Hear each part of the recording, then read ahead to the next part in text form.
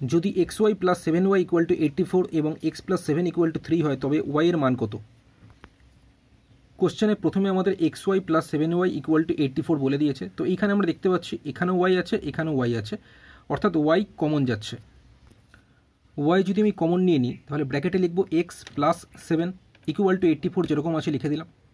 এরপর x plus 7-এর মান কোশ্চেনে 3 বলেছে, তাই এক্স প্লাস 7-এর জায়গায় 3 বসিয়ে দিলাম। ঠিক আছে, তো মাঝখানে সমান থাকে 3 দিয়ে আমি 84কে কাটতে পারবো। তো 3 দিয়ে যদি আমি 84কে কাটি তাহলে কত হয়? 28 হচ্ছে,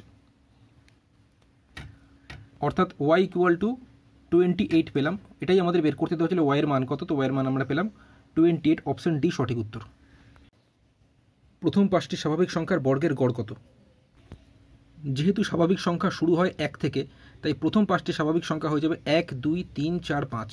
তো কোশ্চেনে এদের বর্গ বলেছে, 1-এর বর্গ, বর্গ মানে স্কোয়ার। ঠিক আছে, 1-এর স্কোয়ার হচ্ছে 1, 2-এর স্কোয়ার হচ্ছে 4, 3-এর স্কোয়ার মানে 3 3 9, 4-এর স্কোয়ার মানে 4 4 16, 5-এর স্কোয়ার মানে 5 5 25।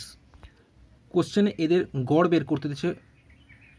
এক্ষেত্রে এই সবকটি সংখ্যাকে যোগ করে, যেহেতু 5টি সংখ্যা আছে তো 5 দিয়ে ভাগ করলে গড়টা আমরা পেয়ে যাব, সেই কারণে প্রথমে আগে যোগ করে নিচ্ছি। তাহলে প্রথম 5টি সংখ্যার বর্গ বা স্কোয়ারের যোগফল যদি আমরা দেখি তাহলে কত হচ্ছে? 55 হচ্ছে। কিন্তু কোশ্চেনে যোগফল বা সমষ্টি বের করতে দেয়নি, গড় বের করতে দিয়েছে। তাই যেহেতু 5টি সংখ্যা, তাই 5 দিয়ে 55কে কী করব? ভাগ করব। 5 দিয়ে 55কে ভাগ করলে কত হয়? 11 হয়। তো 11 হয়ে যাবে সঠিক উত্তর, যেটা রয়েছে অপশান এতে। তো এখানে কোশ্চেনে প্রথম 5টি বলেছে বলে আমাদের এই সংখ্যাগুলোর বর্গ করে তার যোগ করে আমাদের গড় বার করতে অসুবিধা হচ্ছে না। কিন্তু যখন প্রথম 20টি বা প্রথম 25টি স্বাভাবিক সংখ্যার বর্গের গড় বের করতে দেবে, সেক্ষেত্রে ফর্মুলা ইউজ করে তোমরা অঙ্কটি করবে।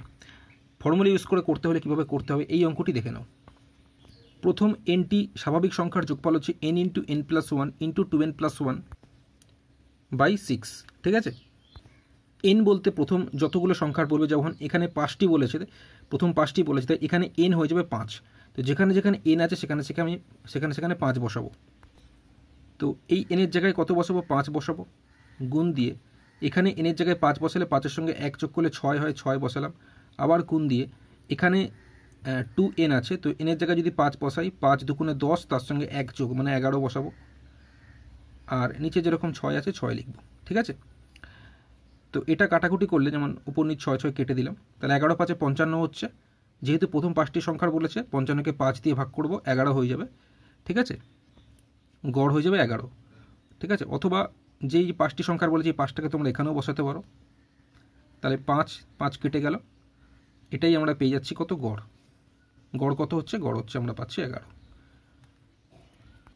সঠিক উত্তর অপশান এ 11। তাহলে যোগ প্রথম 5টি স্বাভাবিক সংখ্যার যোগফল, মানে প্রথম nটি স্বাভাবিক সংখ্যার যোগফল এটা হচ্ছে। আর যদি গড় বের করতে দেয় সেক্ষেত্রে nটা এখানে কিন্তু যখন গড়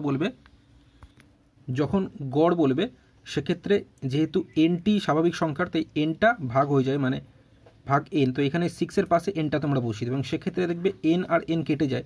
তাহলে অ্যাকচুয়াল যেটা ফর্মুলা দাঁড়ায় সেটা হচ্ছে, মানে গড় বের করতে গেলে এই nটা লেখার দরকার নেই, n plus 1 into 2n plus 1 by 6। যখন যোগফল হবে তখন হচ্ছে n into n plus 1 into 2n plus 1 by 6। আর যখন গড় বের করতে দেবে তখন ফর্মুলা হচ্ছে n plus 1 into 2n plus 1 by 6।